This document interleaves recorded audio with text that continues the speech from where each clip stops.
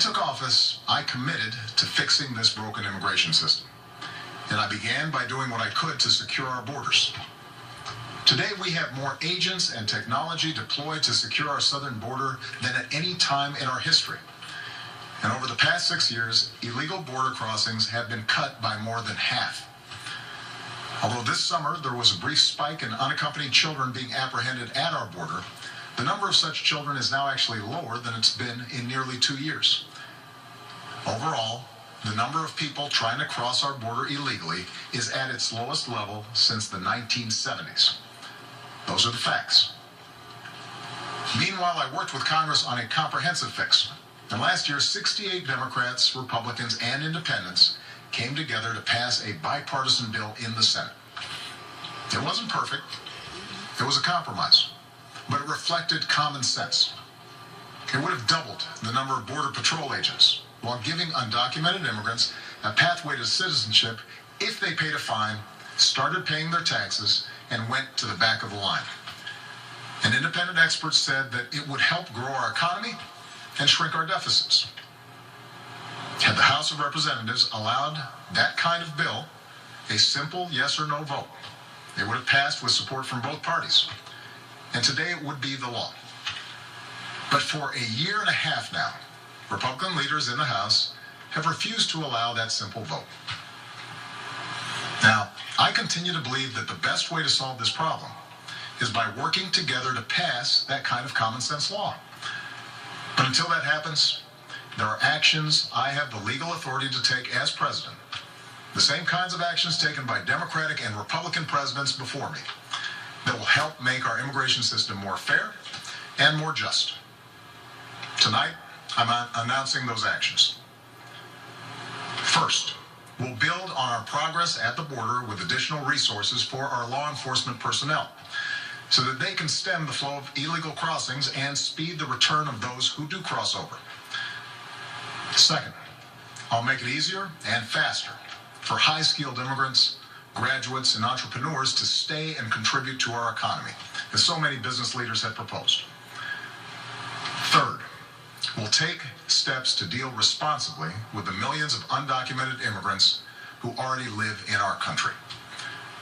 I want to say more about this third issue because it generates the most passion and controversy. Even as we are a nation of immigrants, we're also a nation of laws. Undocumented workers broke our immigration laws, and I believe that they must be held accountable, especially those who may be dangerous. That's why over the past 6 years, deportations of criminals are up 80%.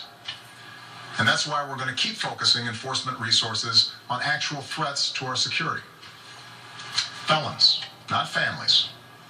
Criminals, not children. Gang members, not a mom who's working hard to provide for her kids. We'll prioritize, just like law enforcement does every day. But even as we focus on deporting criminals, the fact is millions of immigrants in every state, of every race and nationality, still live here illegally. Now let's be honest. Tracking down, rounding up, and deporting millions of people isn't realistic. Anyone who suggests otherwise isn't being straight with you. It's also not who we are as Americans. After all, most of these immigrants have been here a long time. They work hard, often in tough, low-paying jobs. They support their families. They worship at our churches. Many of their kids are American-born or spent most of their lives here. And their hopes, dreams, and patriotism are just like ours. As my predecessor, President Bush, once put it, they are a part of American life. Now, here's the thing. We expect people who live in this country to play by the rules. We expect that those who cut the line will not be unfairly rewarded. So we're going to offer the following deal. If you've been in America for more than 5 years, if you have children who are American citizens or legal residents, if you register, pass a criminal background check, and you're willing to pay your fair share of taxes, you'll be able to apply to stay in this country temporarily without fear of deportation. You can come out of the shadows and get right with the law. That's what this deal is. Now let's be clear about what it isn't. This deal does not apply to anyone who has come to this country recently. It does not apply to anyone who might come to America illegally in the future. It does not grant citizenship or the right to stay here permanently or offer the same benefits that citizens receive. Only Congress can do that. All we're saying is we're not going to deport you. I know some of the critics of this action call it amnesty. Well, it's not. Amnesty is the immigration system we have today. Millions of people who live here without paying their taxes or playing by the rules, while politicians use the issue to scare people and whip up votes at election time. That's the real amnesty. Leaving this broken system the way it is. Mass amnesty would be unfair. Mass deportation would be both impossible and contrary to our character. What I'm describing is accountability. A common sense middle ground approach. If you meet the criteria, you can come out of the shadows and get right with the law. If you're a criminal, you'll be deported. If you plan to enter the U.S. illegally, your chances of getting caught and sent back just went up. The actions I'm taking are not only lawful, they're the kinds of actions taken by every single Republican president and every single Democratic president for the past half century. And to those members of Congress who question my authority to make our immigration system work better, or question the wisdom of me acting where Congress has failed, I have one answer. Pass a bill. I want to work with both parties to pass a more permanent legislative solution. And the day I sign that bill into law, the actions I take will no longer be necessary. Meanwhile, don't let a disagreement over a single issue be a deal breaker on every issue. That's not how our democracy works. And Congress certainly shouldn't shut down our government again just because we disagree on this. Americans are tired of gridlock. What our country needs from us right now is a common purpose, a higher purpose. Most Americans support the types of reforms I've talked about tonight, but I understand the disagreements held by many of you at home. Millions of us, myself included, go back generations in this country with ancestors who put in the painstaking work to become citizens. So we don't like the notion that anyone might get a free pass to American citizenship. I know some worry immigration will change the very fabric of who we are, or take our jobs, or stick it to middle-class families at a time when they already feel like they've gotten the raw deal for over a decade. I hear those concerns. But that's not what these steps would do. Our history and the facts show that immigrants are a net plus for our economy and our society. And I believe it's important that all of us have this debate without impugning each other's character. Because for all the back and forth of Washington, we have to remember that this debate is about something bigger. It's about who we are as a country and who we want to be for future generations. Are we a nation that tolerates the hypocrisy of a system where workers who pick our fruit and make our beds never have a chance to get right with the law? Or are we a nation that gives them a chance to make amends, take responsibility, and give their kids a better future? Are we a nation that accepts the cruelty of ripping children from their parents' arms?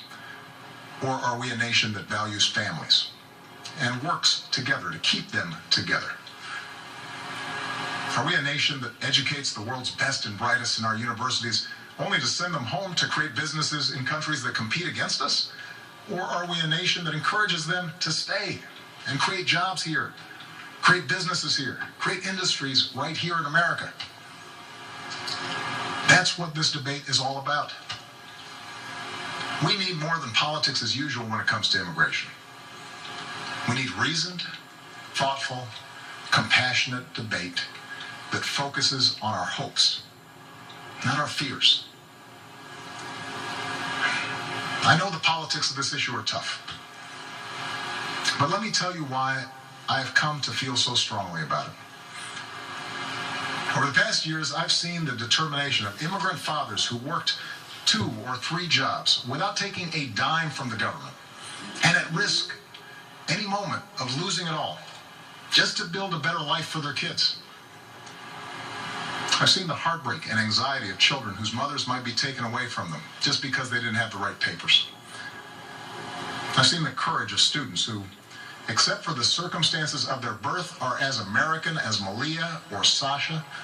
Students who bravely come out as undocumented in hopes they could make a difference in the country they love. These people, our neighbors, our classmates, our friends, they did not come here in search of a free ride or an easy life. They came to work and study and serve in our military, and above all, contribute to America's success. Now, tomorrow I'll travel to Las Vegas and meet with some of these students, including a young woman named Astrid Silva. Astrid was brought to America when she was 4 years old. Her only possessions were a cross, her doll, and the frilly dress she had on. When she started school, she didn't speak any English. She caught up to other kids by reading newspapers and watching PBS. And she became a good student. Her father worked in landscaping. Her mom cleaned other people's homes. They wouldn't let Astrid apply to a technology magnet school, not because they didn't love her, but because they were afraid the paperwork would out her as an undocumented immigrant. So she applied behind their back and got in. Still, she mostly lived in the shadows until her grandmother, who visited every year from Mexico, passed away.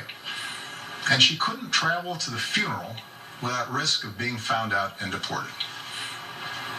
It was around that time she decided to begin advocating for herself and others like her. And today, Astrid Silva is a college student working on her 3rd degree. Are we a nation that kicks out a striving, hopeful immigrant like Astrid? Or are we a nation that finds a way to welcome her in? Scripture tells us that we shall not oppress a stranger, for we know the heart of a stranger. We were strangers once too. My fellow Americans, we are and always will be a nation of immigrants. We were strangers once too. And whether our forebears were strangers who crossed the Atlantic, or the Pacific, or the Rio Grande, we are here only because this country welcomed them in and taught them that to be an American is about something more than what we look like, or what our last names are, or how we worship. What makes us Americans is our shared commitment to an ideal, that all of us are created equal, and all of us have the chance to make of our lives what we will. That's the country our parents and grandparents and generations before them built for us. That's the tradition we must uphold. That's the legacy we must leave for those who are yet to come. Thank you. God bless you. And God bless this country we love. President